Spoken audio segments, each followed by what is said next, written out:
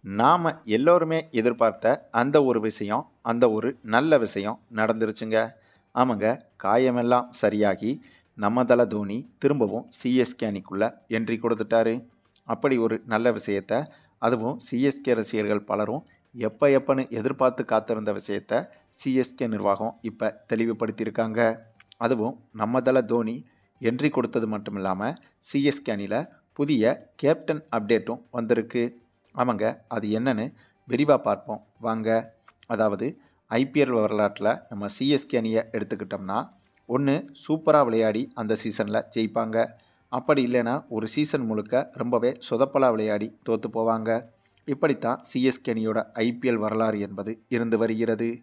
ஆனா, இதுல என்ன ஆச்சரியம்னா, சிஎஸ்கே அணி இதுவரைக்கும் எத்தனையோ வருடங்கள் ஐபிஎல் சீசன்ல விளையாடிக்கிட்டு இருக்காங்க. ஆனா, எல்லா சீசனையுமே சூப்பரா தான் விளையாடியிருக்காங்க சிஎஸ்கே அணி. போன சீசன் மட்டும் தான் சிஎஸ்கே அணி ரொம்பவும் மோசமா விளையாடியிருந்தாங்க. ஆனா, இந்த ஐபிஎல் சீசன் எடுத்துக்கிட்டிங்கன்னா, நம்ம சிஎஸ்கே அணிய கணிக்கவே முடியலங்க. அதுக்கு காரணம், இந்த சீசன் தொடங்கி ஆரம்பத்துல தொடர் தோல்விகள சந்திச்சுட்டு வந்த நம்ம சிஎஸ்கே அணி, அடுத்து தொடர் வெற்றிகள பெற்றாங்க. ஆனா, அதுக்கப்புறம் திரும்பவும் ஹைதராபாத் அணிக்கு எதிரா கடைசியா நடந்த போட்டியில நம்ம சிஎஸ்கே அணி தோத்து போயிட்டாங்க. இதனால தாங்க இந்த சீசன்ல நம்ம சிஎஸ்கே அணி ஒண்ணு ஃபார்ம்ல இருக்காங்களா? இல்ல ஃபார்ம்ல இல்லையா? அப்படின்னு சந்தேகம் இருக்கு. அதே சமயம் இந்த சீசன்ல நம்ம சிஎஸ்கே அணியோட பாசிட்டிவ் என்ன? நெகட்டிவ் என்ன? இந்த சிச்சுவேஷன்ல இருந்து நம்ம சிஎஸ்கே அணியால இனிமே பிளே ஆஃப்க்குள்ள போக முடியுமா? அப்படிங்கிறத பத்தி பார்த்தோம்னா, கண்டிப்பா ஈஸியாவே பிளே ஆஃப்க்குள்ள போக முடியும். அதுக்கு காரணம் நம்ம சிஎஸ்கே அணியில மிகப்பெரிய குறைபாடுகள் அப்படின்னு எதுவுமே இல்லங்க. இன்னமும் ஒரு படி மேல சொல்லணும்னா, சிஎஸ்கே அணி சூப்பரா இருக்காங்க. சிஎஸ்கே அணியில புதுசா வந்திருக்கிற இளம் வீரர்கள் எல்லோருமே சூப்பரா விளையாடுறாங்க. ஆயுஷ் மாத்ரேல தொடங்கி ஜேமி ஓவர்டன், சர்ஃப்ராஸ் கான், கார்த்திக் சர்மா, அன்சுல் காம்போஜ் என இது போன்ற நிறைய இளம் வீரர்கள் சிஎஸ்கே அணியில இந்த சீசன்ல சூப்பரா தான் விளையாடுறாங்க.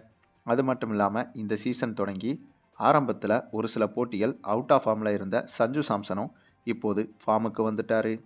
ஆகவே சிஎஸ்கேவை அணியா பார்த்தோம்னா, நல்ல பலம் வாய்ந்த அணியாவும், சூப்பரா விளையாடுற அணியாவும் தான் இருக்காங்க. ஆனா, அப்படி இருந்தும் கூட ஏன் சிஎஸ்கே அணி இந்த சீசன்ல சில போட்டிகள்ல தோத்து போறதுக்கு காரணம் என்ன அப்படின்னு கேட்டிங்கன்னா, அதுக்கு ஒரே காரணம் தாங்க. சிஎஸ்கே அணியோட கேப்டன் பொறுப்பு தான் முக்கிய காரணம். இந்த சீசன்ல தொடர்ச்சியா மேட்சை பார்த்துக்கிட்டு வந்தீங்கன்னா, உங்களுக்கே அது நல்லா தெரியும். ஏன்னா, இந்த சீசன்ல சிஎஸ்கே அணியில நல்ல நல்ல பிளேயர்கள் இருந்தும் கூட, சிஎஸ்கே அணிய வழிநடத்துறதுல இருக்கிற குழப்பம் தான் சிஎஸ்கே அணியோட தோல்விகளுக்கு காரணமா இருக்கு. எந்தெந்த சமயத்துல பந்து வீச்சுல யார் யார தேர்வு செய்றது, ஃபீல்டிங்க எங்கே செட் பண்றது, ஒரு நோ பால் போட்டுட்டாங்கன்னா, ஃப்ரீ ஹிட் போடும்போது பவுலர்கிட்ட என்ன சொல்லி போட வைக்கணும், அந்த சமயத்துல ஃபீல்டிங் எப்படி செட் பண்ணணும், அப்படின்னு எல்லா விஷயத்தையும் கேப்டன் தான் பார்த்து பார்த்து செய்யணும். ஆனா, இந்த சீசன்ல என்னதான் நம்ம ருத்ராஜ் சிறப்பான பிளேயரா இருந்தாலும், இவருடைய கேப்டன்சி என்பது மிகப்பெரிய கேள்விக்குறியாக மாறியிருக்கு. இவர் எடுத்த நிறைய தவறான முடிவுகள் தான் சிஎஸ்கே அணிக்கு இந்த சீசன்ல தோல்விகளை கொண்டு வந்திருக்கு. அதுவும் பேட்டிங்கில் இந்த சீசனில் இவர் எந்த ஒரு போட்டியிலும் சரியாக விளையாடலை. ஆனால் அது கூட சிஎஸ்கே அணிக்கு ஒன்றும் பிரச்சனையாக இந்த சீசனில் அமையலைங்க. ஆனால் சிஎஸ்கே அணிக்கு பிரச்சனையாக இருந்த மிக முக்கிய விஷயம்னு சொன்னோம்னா, அது ருத்ராஜோட கேப்டன்சி மட்டும்தான். அதுவும் இந்தியா போன்ற சர்வதேச அணிகளில் ருத்ராஜ் நிறைய போட்டிகளில் விளையாடி இருந்தார் அப்படின்னா, கண்டிப்பாக சர்வதேச அனுபவம் என்பது ருத்ராஜுக்கு அதிகமாக இருந்திருக்கும். ஆனால் நம்ம இந்திய அணியில் ருத்ராஜுக்கு தொடர்ச்சியாக வாய்ப்பு மறுக்கப்படுது. ஆகவே அந்த ஒரு அனுபவமும் ருத்ராஜுக்கு கிடைப்பதற்கு வாய்ப்புகள் இல்லை அப்படின்னு தான் சொல்லணும். அதனாலேயோ என்னவோ சிஎஸ்கே அணிலையும் இவருடைய கேப்டன்சி என்பது சுத்தமாக எடுபடலைங்க. ஆக இந்த ஒரு விஷயத்தை இப்போ சிஎஸ்கே நிர்வாகமும் நல்லா புரிஞ்சுக்கிட்டாங்க. அதனால தான் இப்போ முக்கியமான அப்டேட் ஒன்று சிஎஸ்கே தரப்புல இருந்து லீக் ஆகிருக்கு. அது என்னன்னா, சிஎஸ்கே அணியில் அடுத்த ஒரு சில போட்டிகளில் கேப்டனை மாற்றி பார்க்கலாம் அப்படின்னு முடிவெடுத்திருக்காங்க. அதுவும் அந்த ஒரு முடிவு சிஎஸ்கே ரசிகர்களுக்கு ரொம்பவும் ஹாப்பியான முடிவாகவும் மாறியிருக்கு. அதுக்கு காரணம் சிஎஸ்கே அணிக்கு அடுத்த ஒரு சில போட்டிகளில் கேப்டனாக இருக்க போவது யாருன்னு கேட்டிங்கன்னா, அது வேற யாரும் இல்லைங்க, நம்ம தல தோனியா இருக்கலாம் அப்படிங்கிறது நம்பத்தகுந்த வட்டாரத்திலிருந்து உறுதியாக தகவல்கள் வெளியாகி இருக்கு. மேலும் ஒரு சில போட்டிகள் தல தோனி கேப்டனாக இருந்து சிஎஸ்கே அணிக்கு ஒரு கம்பேக் வெற்றிகளை கொடுத்துட்டாரு அப்படின்னா, அதுக்கப்புறம் அந்த ஒரு நம்பிக்கையாலையும் புத்துணர்ச்சியாலையும் அடுத்தடுத்த போட்டிகளில் சிஎஸ்கே அணி மொத்தமாக கம்பேக் கொடுப்பதற்கு வாய்ப்புகள் இருக்குது.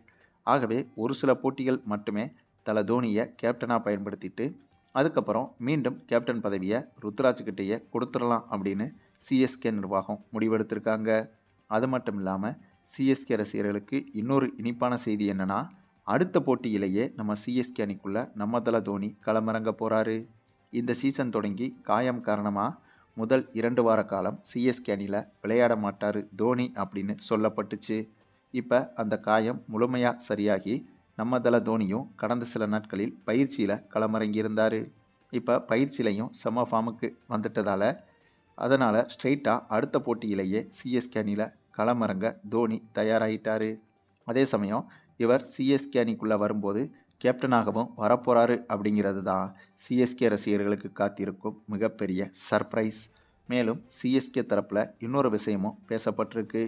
அது என்னென்னா, தற்காலிகமாக தல தோனியை அடுத்த ஒரு சில போட்டிகளில் கேப்டனாக பயன்படுத்திட்டு அடுத்து ருத்ராஜையை கேப்டனாக தொடர வைக்கலாமா அல்லது சஞ்சு சாம்சனுக்கு அந்த ஒரு வாய்ப்பை கொடுத்து பார்க்கலாமா அப்படின்னு சிஎஸ்கே நிர்வாகம் யோசிச்சுட்டு வராங்க. மேலும் ஒருவேளை இந்த சீசனில் சிஎஸ்கே அணி இன்னுமே தொடர் தோல்விகளை சந்திச்சாங்கன்னா அதை கூட பாசிட்டிவாக மாற்றுறதுக்கு சிஎஸ்கே நிர்வாகம் முடிவு செஞ்சுருக்காங்க.